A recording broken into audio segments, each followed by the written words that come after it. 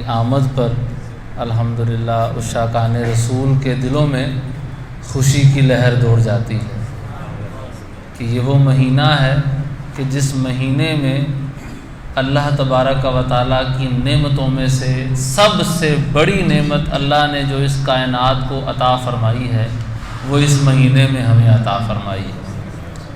برادر اعلیٰ حضرت رحمۃ اللہ تعالیٰ علیہ کے کچھ اشعار پڑھوں گا تاکہ ہم بھی اس خوشی میں شامل ہونے کی کوشش کریں۔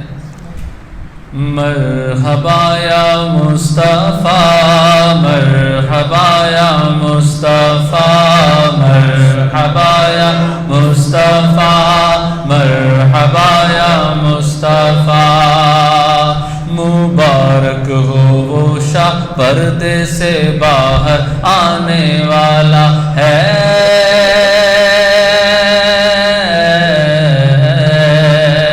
مبارک ہو وہ شاہ پردے سے باہر آنے والا ہے، گدائی کو زمانہ جس کے در پہ آنے والا ہے، مرحبا یا مصطفیٰ مرحبا یا مصطفیٰ مرحبا یا مصطفیٰ مرحبا یا مصطفیٰ، سرکار کی آمد مرحبا، دلدار کی آمد مرحبا، سالار کی آمد مرحبا، مختار کی آمد مرحبا، دلدار کی آمد مرحبا، آقا کی آمد مرحبا، مرحبا یا مصطفیٰ مرحبا یا مصطفیٰ، فقیروں سے کہو حاضر ہو،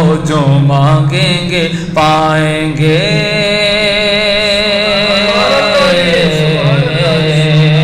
فقیروں سے کہو حاضر ہو، جو مانگیں گے پائیں گے، کہ سلطان جہاں محتاج پرورانے والا ہے، مرحبا یا مصطفیٰ مرحبا یا مصطفیٰ مرحبا یا مصطفیٰ مرحبا، گناہگاروں نہ ہو مایوس تم اپنی رہائی سے،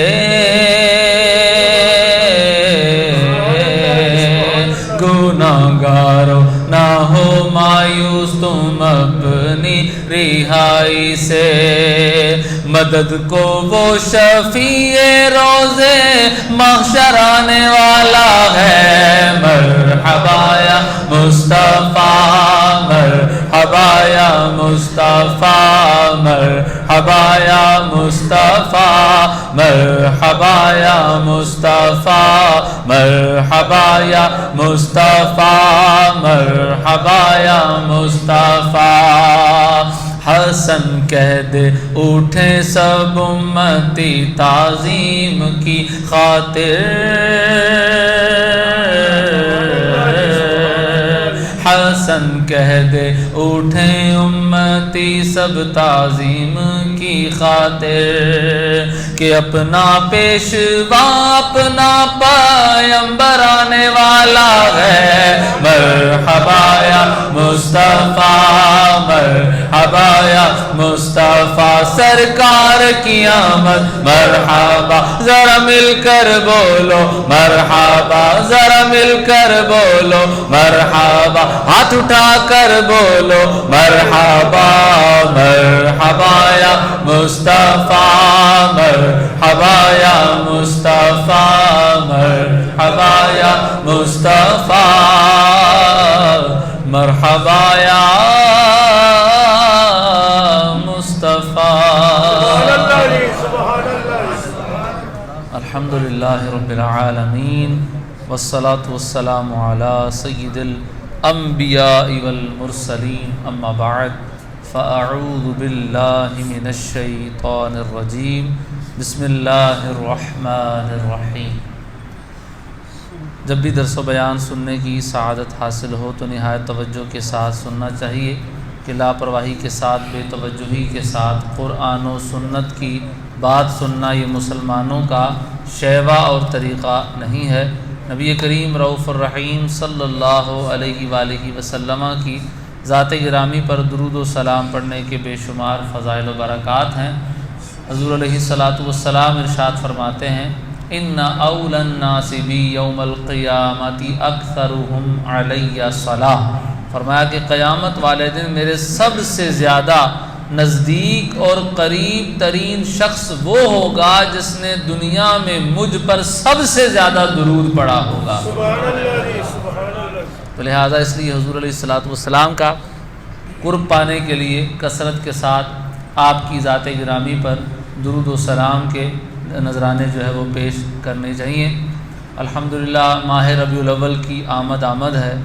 عشاقان رسول اس مہینے کو ماہ ربیع النور بھی کہتے ہیں، کیونکہ اس مہینے میں نور والے آقا دو عالم کے داتا صلی اللہ علیہ وآلہ وسلم وہ ہستی کہ جن کا نور رب نے سب سے پہلے تخلیق فرمایا۔ سبحان اللہ جی، سبحان اول ما خلق اللہ نوری، فرمایا سب سے پہلے رب نے جس چیز کو تخلیق فرمایا وہ میرے اور آپ کے نبی پاک صلی اللہ علیہ وآلہ وسلم کا نور مبارک تھا۔ سبحان اللہ جی، تو وہ نور والے آقا چونکہ ربیع الاول میں آپ کی ولادت مبارکہ ہوئی، آپ اس مبارک مہینے میں تشریف لائے، تو آپ کی ذات گرامی کی نسبت سے اس مبارک مہینے کو عشاقان رسول ربیع النور کہا کرتے ہیں۔ سبحان اللہ جی، سبحان اور اللہ۔ الحمدللہ جیسے ہی یہ مبارک مہینہ آتا ہے عاشقوں کے دلوں میں خوشی کی لہر دوڑ جاتی ہے،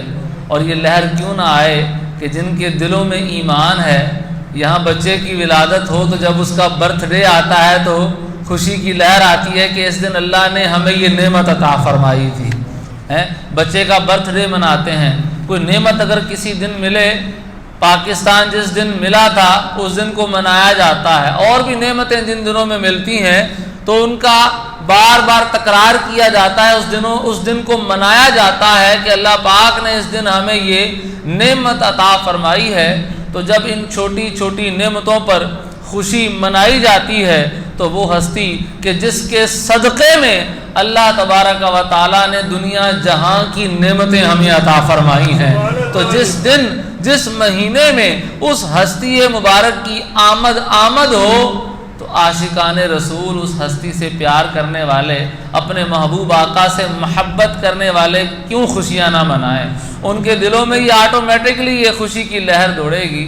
وہ کسی نے کیا خوب کہا کہ نثار تیری چہل پہل پر ہزاروں عیدیں ربیع الاول، نثار تیری چہل پہل پر ہزاروں عیدیں ربیع الاول، سوائے ابلیس کے جہاں میں سبھی تو خوشیاں منا رہے ہیں۔ شیطان کو آپ کی آمد کی خوشی نہیں ہوئی، وہ تو دھاڑے مار مار کے روتا تھا کہ آج وہ ہستی تشریف لائے ہیں کہ جن کی آمد کی برکت سے اللہ پاک اپنے ڈھیر سارے بندوں کو داخل جنت فرما دے گا۔ سبحان اللہ جی، سبحان اللہ۔ ان کی شفاعت کے صدقے میں اللہ پاک ڈھیروں ڈھیر کو داخل جنت فرما دے گا۔ تو میری تو کوشش ہی یہ رہی ہے کہ میں ان کو جہنم کی طرف لے کے جاؤں، اور ہستی وہ آگے ہیں کہ جو کھینچ کر جہنم سے نکال کر جنت کی طرف لے کے جائیں گے۔ جی تو وہ شیطان ہی دھاڑے مار کے روتا ہے، باقی عشاقان رسول تو خوشیاں مناتے ہیں۔ اور خوشیاں کیوں نہ منائیں کہ نبی پاک علیہ السلام کی آمد، قرآن پاک میں اللہ تعالیٰ نے فرمایا قل بفضل اللہ وبرحمتہ فبذلک فلیفرحوا، فرمایا کہ جب اے محبوب آپ فرما دیجئے کہ اللہ کا فضل اور اللہ کی رحمت آئے تو خوشیاں کرو۔ یہ قرآن پاک کی آیت کریمہ ہے سورہ یونس کی۔ فرمایا کہ اللہ کا فضل اور اللہ کی رحمت آئے تو کیا کرو؟ خوشیاں کرو۔ سورۃ الضحیٰ 30ویں پارے کی سورت ہے، اس میں بھی اسی طرح کا مفہوم بیان ہوا۔ فرمایا وَأَمَّا بِنِعْمَةِ رَبِّكَ فَحَدِّثْ، رب کی کوئی نعمت ملے تو چرچا کرو، رولا پاؤ، شور ڈالو، بیان کرو، بتاؤ لوگوں کو کہ اللہ پاک نے مجھے یہ نعمت عطا فرمائی ہے۔ یعنی یہ بھی کرنا چاہیے کبھی کبھی کہ اگر اللہ کی کوئی نعمت ملے اگر نظر بد کا خوف وغیرہ نہ ہو اور اپنا کوئی دکھاوا مقصود نہ ہو تو آپ اللہ کی نعمت کا چرچا کریں اس نیت کے ساتھ کہ اللہ نے مجھے یہ نعمت عطا فرمائی ہے. یہ چرچا کرنے پر بھی آپ کو اللہ پاک کی طرف سے ثواب دیا جائے گا. یہ قرآن پاک کے حکم پر آپ عمل کر رہے ہیں. تو قرآن پاک میں اللہ تبارک و تعالیٰ نے نعمتوں پر خوشیاں منانے کا حکم ارشاد فرمایا. اور نبی پاک علیہ الصلوۃ والسلام کی آمد وہ نعمت ہے. قرآن و حدیث کا اگر ہم مطالعہ کرتے ہیں نا تو اللہ تبارک و تعالیٰ نے اس طرح کا مفہوم جو حضور کی آمد پر ارشاد فرمایا شاید کسی اور نعمت پر ارشاد نہیں فرمایا. فرمایا لقد من اللہ علی المؤمنین اذ بعث فیہم رسولا من انفسہم یتلو علیہم آیاتہ ویزکیہم ویعلمہم الکتاب والحکمہ وان کانوا من قبل لفی ضلال مبین. فرمایا کہ اے مومنو اللہ پاک نے تمہیں میں سے اپنا رسول تم میں بھیج کر تم پر بہت بڑا احسان کر دیا ہے. یعنی حضور کی آمد کیسی نعمت ہے کہ بہت ساری نعمتیں اللہ تعالیٰ نے عطا فرمائی ہیں لیکن قرآن و حدیث میں ایسا انداز اختیار غالباً نہیں کیا گیا کہ اللہ نے بڑا احسان کیا ہے تم پر کہ تمہیں کان دیے، ناک دی، آنکھیں دی، تمہیں ہاتھ پاؤں عطا فرمائے، تمہیں یہ نعمتیں عطا فرمائیں. ان نعمتوں پر شاید اس طرح کا تذکرہ نہ ملتا ہو لیکن محبوب کی آمد وہ نعمت ہے کہ اللہ تبارک و تعالی نے اپنے بندوں پر احسان جتلایا ہے کہ یہ وہ نعمت تمہیں عطا فرمائی ہے کہ اللہ پاک نے اس نعمت کے صدقے میں ساری نعمتیں تمہیں عطا فرمائی ہے. اتنی بڑی نعمت عطا جب ہو جائے تو جب چھوٹی چھوٹی نعمتیں ملے تو وہاں خوشیاں کریں. تو جہاں اتنی بڑی نعمت اللہ پاک عطا فرمائے تو وہاں خوشیاں کیوں نہ کریں. تو محبوب کی آمد کے تذکرے کرنا یہ سنت خدا بندی ہے. جیسا کہ اسی آیت کریمہ جو میں نے پڑھی ہے قرآن و حدیث قرآن پاک میں ہی غالب قرآن پاک میں ہی صرف کم و بیش 27 سے اوپر مقامات وہ ہیں جہاں پر خاص طور پر اللہ پاک نے نبی پاک علیہ السلام کی آمد کا ذکر فرمایا ہے. کہیں یہ فرمایا جاء محبوب آئے، کہیں فرمایا بعث محبوب کو مبعوث فرمایا. جیسا کہ یہاں پہ بھی یہ الفاظ ہے اذ بعث فیہم رسولا کہ اللہ نے اپنا محبوب ان میں مبعوث فرمایا. کہیں یہ الفاظ ہیں ارسلا اللہ نے بھیجا. مختلف الفاظ کے ساتھ قرآن پاک میں متعدد جگہ پر اللہ پاک نے محبوب کی آمد کا تذکرہ ارشاد فرمایا. مشہور آیت کریمہ ہے لقد جاءکم رسول من انفسکم عزیز علیہ ما عنتم حریص علیکم بالمؤمنین رؤوف الرحیم. فرمایا کہ تحقیق آئے تمہارے پاس، تحقیق آئے تمہارے پاس. یہ آنا، یہ آمد کا لفظ. ہم کیا نعرہ لگاتے ہیں سرکار کی آمد، یہی آمد کا لفظ ہی ہے نا. محبوب کی آمد ہوئی، محبوب تشریف لائے تمہارے پاس تمہیں میں سے اور تم سے بڑا پیار کرتے ہیں. تمہارا مشقت میں پڑنا انہیں بڑا گراں گزرتا ہے. آیا ہے محبوب بھی کیسا رب نے عطا فرمایا. عزیز علیہ ما عنتم حریص، وہ ان پر بڑا گراں گزرتا ہے جب تم مشقت میں پڑتے ہو. حریص علیکم تم پر بڑے حریص ہیں. بالمؤمنین رؤوف الرحیم مومنوں پر بڑے ہی رؤوف الرحیم ہیں. اپنے بندوں سے اپنے امتیوں سے بڑا ہی پیار کرنے والے ہیں. تو ایسا پیار کرنے والا، ایسا محبت کرنے والا، ایسا رحمت کرنے والا محبوب رب نے عطا فرمایا ہے. اور جا بجا رب نے اپنے محبوب کی آمد کا تذکرہ کیا ہے. کہیں بعثا کے الفاظ ہیں، کہیں ارسلہ کے الفاظ ہیں، کہیں جا کے الفاظ ہیں. ان تمام الفاظ سے اللہ تبارک و تعالی نے قرآن پاک میں جا بجا نبی کریم علیہ الصلوۃ والسلام کا میلاد اور آپ کی آمد کا تذکرہ فرمایا ہے. تو جب رب حضور کا میلاد منا رہا ہے تو ہم بندے ہو کر میلاد کیوں نہ منائیں. جی اللہ تبارک و تعالی نے اللہ تبارک و تعالی نے جا بجا یوں محبوب کی آمد کے تذکرے کیے. جیسا کہ ایک آیت کریمہ میں نے بھی تلاوت کرنے کی سعادت حاصل کی، بلکہ دو پڑھی ہیں. جو پہلی آیت کریمہ تلاوت کی جہاں اللہ پاک نے محبوب کی آمد کا تذکرہ بھی کیا، نہ صرف تذکرہ کیا بلکہ احسان کا تذکرہ کیا کہ میرا محبوب جو میں نے تمہیں عطا فرمایا ہے مومنوں تم پر بڑا احسان کیا، اس کو سمجھو. بڑا احسان کیا ہے تم پر. اور سمجھنے کی بات ہے تو ہمارے پچھلے جمعوں میں بھی باتیں گزری ہیں کہ ہمیں کتنی بڑی خوش نصیبی ہے کہ ہمیں نبی پاک علیہ السلام کا امتی ہونے کا شرف ملا ہے. جی انبیاء عرضیں کرتے رہے کہ یا اللہ ہمیں اگر یہ امت مل جائے تو ہمارے لیے خوش نصیبی ہے, اور اگر امت نہیں مل سکتی ہمیں امتی ہی بنا دے. موسیٰ علیہ السلام کی ہم نے روایت یہاں پہ پڑھنے کی سعادت حاصل کی تھی. تو یہ امت کو جو افضلیت اور اعلیٰ مقام عطا ہوا ہے, حالانکہ جرائم سارے ہمارے اندر ہیں, وہ جرائم جو پچھلی امتوں میں تھے سارے ہمارے اندر ہیں, پھر بھی ہمیں مقام و مرتبہ دیا گیا. مقام و مرتبہ کیوں دیا گیا کہ وما کان اللہ لیعذبہم وانت فیہم. اللہ پاک فرماتا ہے محبوب اللہ ان بندوں کو عذاب کیسے دے دے حالانکہ آپ ان میں موجود ہیں جی. یعنی آپ اندازہ کیجئے پچھلی امتوں کے انبیاء ان میں موجود ہوتے تھے, عذاب پھر بھی آ جاتا تھا.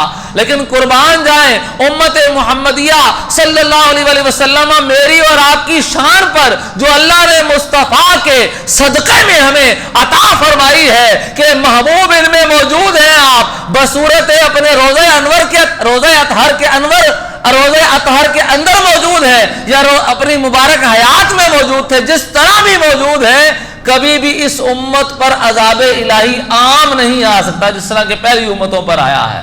کیونکہ نبی پاک علیہ السلام موجود ہیں. رب کا وعدہ ہے کہ وما کان اللہ لیعذبہم وانت فیہم. محبوب آپ ان میں موجود ہیں تو رب ان کو عذاب نہیں دے گا. آپ اندازہ کیجئے کہ کتنی بڑی شان و عظمت اللہ نے مصطفیٰ کے صدقے میں ہمیں عطا فرمائی ہے کہ نبی پاک علیہ السلام کے صدقے میں یہ امت عام عذاب الہی سے محفوظ کر دی گئی ہے. تو کتنی بڑی شان و عظمت ہمیں ملی ہے. تو اتنی بڑی نعمت ملی ہو تو ہم رب کی نعمت کے چرچے کیوں نہ کریں, رب کی نعمت کا شکرانہ کیوں نہ ادا کریں. پوری آیت کریمہ بھی پڑھنے کی سعادت حاصل کرتا ہوں. محبوب کی شان بیان کی کہ رسولا من انفسہم, یہ رسول تمہیں میں سے ہیں تمہیں میں سے شانیں وہ عطا کی ہیں جو کسی کو نہیں عطا کی. اچھا ایک اور نقطہ بیان کرتا چلوں. قرآن پاک میں اللہ تعالیٰ نے جہاں بھی نبی پاک علیہ السلام کی آمد کا تذکرہ کیا ہے, یہ الفاظ کہیں ذکر نہیں ہوئے کہ اللہ نے محبوب کو تخلیق فرمایا. اللہ نے محبوب کو تخلیق فرمایا, پیدا کیا, تم میں پیدا کیا, تمہارے اندر تخلیق کیا, تمہارے اندر ان کی پیدائش ہوئی. یہ الفاظ کہیں اللہ نے ذکر نہیں فرمائے. جا بجا یہی الفاظ ہیں, جا محبوب تم میں آئے, لقد جاءکم رسول من انفسکم, رسول تم میں آئے. جا بجا یہی الفاظ ہیں. اچھا یہ جو یا یہ والے الفاظ ہیں کہ بعثا رسول تم میں بھیجے, یا یہ الفاظ ہے ارسلہ, اس کا بھی مطلب یہ کہ رسول تم میں بھیجے. جو بندہ آتا ہے تو اس کا مطلب وہ کہیں سے آتا ہے. آنے کا لفظ تبھی بولا جاتا ہے جب پہلے کہیں بندہ موجود تھا وہاں سے آیا ہے. بھیجنے کا مطلب تبھی صادق آتا ہے جب کہیں موجود تھا وہاں سے بھیجا گیا ہے. ارسلہ ارسال کرنا, بھیجنا, اس کا بھی مفہوم تبھی صادق آئے گا کہ محبوب پہلے کہیں تھے وہاں سے اللہ نے بھیجا ہے. اس کا مطلب ہے واضح قرآن پاک کی آیات ہے, اللہ نے ولادت کا تذکرہ نہیں فرمایا, اللہ تعالیٰ نے تخلیق کا تذکرہ نہیں فرمایا. جہاں بھی محبوب کا ذکر کیا, آمد کا تذکرہ کیا, آنے کا تذکرہ کیا, مبعوث ہونے کا تذکرہ کیا, بھیجے جانے کا تذکرہ کیا, جس سے یہ بات واضح طور پر ثابت ہوتی ہے کہ محبوب اس جہاں میں آمد سے پہلے بھی کہیں تھے. ہم پوچھتے ہیں کہ اللہ کے محبوب علیہ الصلوۃ والسلام آپ کہاں تھے, آپ جہاں سے بھیجے گئے اس سے پہلے کہاں تھے؟ تو گویا کہ محبوب کی طرف سے یہ ارشاد ہوتا ہے کہ تمہیں یہ سوال پوچھنے کی ضرورت نہیں ہے. یہ سوال میرے صحابی حضرت جابر بن عبداللہ رضی اللہ تعالی عنہ پہلے ہی پوچھ چکے ہیں. انہوں نے بارگاہ مصطفیٰ میں عرض کی, اخبرنی عن اول شیء خلقہ اللہ تعالی قبل الاشیاء, اے محبوب مجھے اس سب سے پہلی چیز کی خبر دیجئے کہ جس کو اللہ تبارک و تعالی نے تمام اشیاء سے پہلے تخلیق فرمایا. قربان جائے محبوب پاک علیہ السلام نے غیب کی خبر دیتے ہوئے حضرت جابر کو ارشاد فرمایا کہ یا جابر ان اللہ تعالی قد خلق قبل اشیاء نور نبی کا من نورہ، اے جابر اللہ تعالیٰ نے تمام چیزوں سے پہلے تیرے نبی کے نور کو اپنے نور سے پیدا فرمایا ہے۔ تو جب اللہ تبارک و تعالیٰ کے محبوب یہ کہہ چکے ہیں تو پھر اعلیٰ حضرت امام اہل سنت کیوں نہ جھوم جھوم کر کہیں کہ صبح طیبہ میں ہوئی بٹتا ہے بارہ نور کا، صدقہ لینے نور کا آیا ہے تارا نور کا، آقا تیری نسل پاک میں ہے بچہ بچہ نور کا، تو ہے عین نور تیرا سب گھرانہ نور کا۔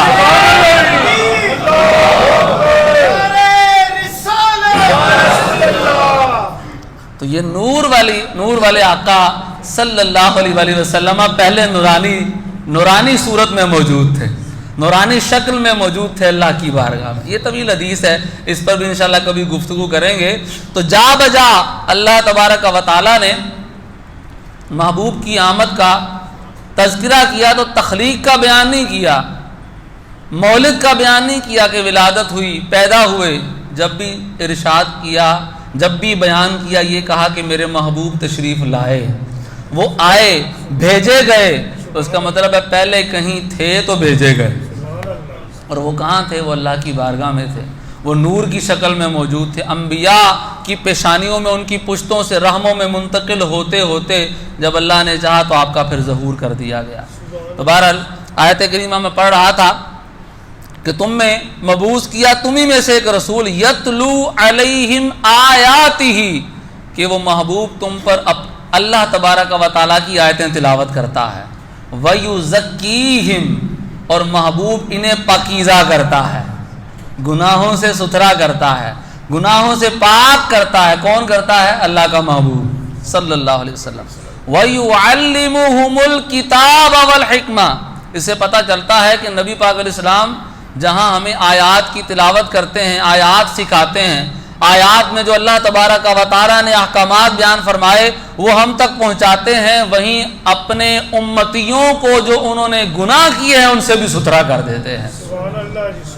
یعنی اللہ پاک نے یہ اختیار نبی پاک علیہ السلام کو بھی عطا فرمایا، اس لیے تو فرمایا نا کہ وَلَوْ أَنَّهُمْ إِذْ ظَلَمُوا أَنفُسَهُمْ جَاءُوكَ، کہ اے نبی کے امتیوں اگر تم اپنی جانوں پر ظلم کر بیٹھو تو میرے محبوب کے در اقدس پر حاضر ہو جاؤ، فاستغفر اللہ، وہ اللہ سے پھر اللہ سے آپ معافی چاہو، لیکن خالی یہ نہیں چلے گا، واستغفر لهم الرسول، رسول بھی تمہاری سفارش فرمائیں، اللہ سے ان کی بارگاہ میں حاضر ہو کے معافی مانگو، وہ تمہاری سفارش فرمائیں، لوجد اللہ توابا رحیما، اللہ کو بخشنے والا پاؤ گے۔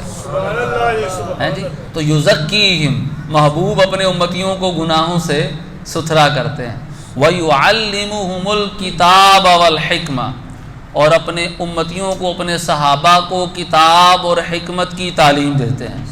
یہ نبی پاک علیہ السلام کی شان ہے کہ آپ معلم کائنات ہیں، آپ نے کسی سے نہیں سیکھا، آپ کا لقب ہے امی۔ امی کا مطلب وہ ہستی کہ جس نے کسی سے نہیں پڑھا، اس کو پڑھانے والی ایک ہی ہستی ہے، وہ رب کائنات کی ہے۔ اور اللہ پاک نے اس کا ذکر بھی فرمایا، الرحمن علم القرآن، وہ رحمان ہی ہے جس نے اپنے محبوب کو قرآن سکھایا، لیکن اس کے بعد آپ سکھاتے ہیں۔ اچھا یہاں پہ ایک نقطہ جو سیکھنے والی بات ہے، میں ویسے عرض بھی کرتا رہتا ہوں کہ یہ نبی پاک علیہ السلام کی صفت اللہ نے بیان فرمائی۔ کیا بیان فرمائی؟ کہ یعلمہم الکتاب والحکمہ، کہ محبوب صحابہ کو کتاب اور حکمت سکھاتے ہیں۔ قرآن پاک کس زبان میں نازل ہوا؟ عربی میں، عربی زبان میں نازل ہوا۔ جن صحابہ پر نازل ہوا انہی کی زبان پر نازل تھا، جن صحابہ پر نازل ہوا وہ انہی کی زبان میں تھا نا، عربی قریشی زبان میں تھا، بنو ہاشم کی جو لینگویج ہے اسی زبان پر قرآن نازل ہوا۔ تو جب انہی کی زبان پر قرآن نازل ہو رہا ہے تو نبی پاک علیہ السلام کو سکھانے کی ضرورت کیا ہے؟ جب ایک کتاب موجود ہے اپنی ہی زبان میں ہے تو خود ہی سیکھ لیں، خود ہی پڑھ لیں، سیکھنے کی ضرورت تو پھر نہ ہوئی۔ یہ ہمارے لیے سیکھنے کی بات ہے کہ جب وہ صحابہ کہ جو قرآن پاک کی ہر آیت اس کے شان نزول سے واقف تھے، اس کے باوجود نبی پاک علیہ السلام کے بارے میں اللہ پاک یہ ارشاد فرما رہا ہے کہ یعلمہم الکتاب والحکمہ، کہ میرا محبوب اپنے صحابہ کو کتاب اور حکمت کی تعلیم دیتا ہے. یعنی نبی پاک علیہ السلام کے سکھائے بغیر، ان کے معلم ہونے کے بغیر صحابہ بھی قرآن پاک کو نہیں سیکھ سکتے. یہ قرآن پاک سے ہمیں یہ بات سمجھنے کو مل رہی ہے کہ حضور ان کو سکھاتے ہیں تو وہ سیکھتے ہیں. لیکن بدقسمتی سے آج کل ایک ٹولہ چل پڑا ہے، کسی سے سیکھنے کی ضرورت نہیں. ان کی لینگویج تھی، ان کی زبان پہ نازل ہوا، انہیں ضرورت ہے کہ وہ حضور سے سیکھتے ہیں، حضور انہیں سکھاتے ہیں. حضرت عمر فاروق اعظم رضی اللہ تعالی عنہ نے 12 سال میں، کتنے سال میں؟ 12 سال میں سورہ بقرہ نبی پاک علیہ السلام سے پڑھی. کتنے سال میں؟ ہم کتنی دیر میں پڑھ سکتے ہیں؟ صبح سٹارٹ ہوں گے 2-3 گھنٹے 4 گھنٹے اپنی سپیڈ کے حساب سے پڑھ لیں گے. وہ 2-3 گھنٹے میں نہیں پڑھ سکتے تھے. روایات میں آتا ہے کہ بعض اوقات فجر کی نماز میں صحابہ پوری سورہ بقرہ پڑھ دیتے تھے. لیکن حضور سے 12 سال میں پڑھ رہے ہیں. کیا مطلب ہے کہ حضور نے وہ سورت سکھائی، انہوں نے سیکھی. تو وہ سیکھنے کے لیے، خالی پڑھنے کے لیے تو تھوڑا سا ٹائم چاہیے، سیکھنے کے لیے سورہ بقرہ سیکھنے کے لیے حضرت عمر رضی اللہ تعالی عنہ جیسے کو کتنے سال چاہیے؟ 12 سال. اور سکھا کون رہے ہیں؟ نبی پاک علیہ السلام. سیکھ کون رہے ہیں؟ حضرت عمر. ٹائم کتنا ہے؟ 12 سال. اور یہ قرآن پاک کی بات چل رہی ہے، نہیں میں یہ اپنی طرف سے بات نہیں کر رہا. یہ قرآن پاک میں بھی اگر اس روایت کو ہم نہ بھی مانیں تو قرآن کہتا ہے کہ حضور سکھاتے ہیں. سیکھنے والے صحابہ، سکھانے والے حضور، پھر بھی سیکھنا ضروری ہے.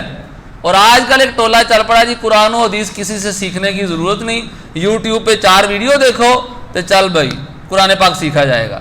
ایسا کبھی بھی نہیں ہو سکتا. جہل آ سکتا ہے، بے علمی آ سکتی ہے، گمراہی آ سکتی ہے، قرآن پاک نہیں سیکھا جا سکتا. قرآن پاک کی درجنوں تفسیریں علماء نے لکھ دی. لوگ بڑے بڑے علماء صحابہ جب سیکھ رہے ہیں تو ہماری کیا اوقات ہے؟ جب جن کی لینگویج پر قرآن نازل ہوا وہ سیکھ رہے ہیں تو میں اور آپ کی کیا مجال ہے کہ ہم کہیں جی ہمیں خود ہی آ جائے گا قرآن. نہ ہماری لینگویج، ترجمے پڑھ کے 4 ترجمے پڑھ کے تھوڑی سی تفسیریں پڑھ کے ہمیں بھی قرآن آنا شروع ہو جائے گا.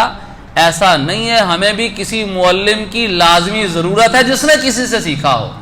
یہ آج کل ایک شوشہ چھوڑ دیا گیا جی قرآن پاک جو ہے نا وہ آپ ہی پڑھ لو، آپ ہی سمجھ آ جائے گا. آپ خود تو صحابہ کو سمجھ نہیں آیا، ان کو سیکھنے کی حاجت ہوتی تھی نبی پاک علیہ السلام سے.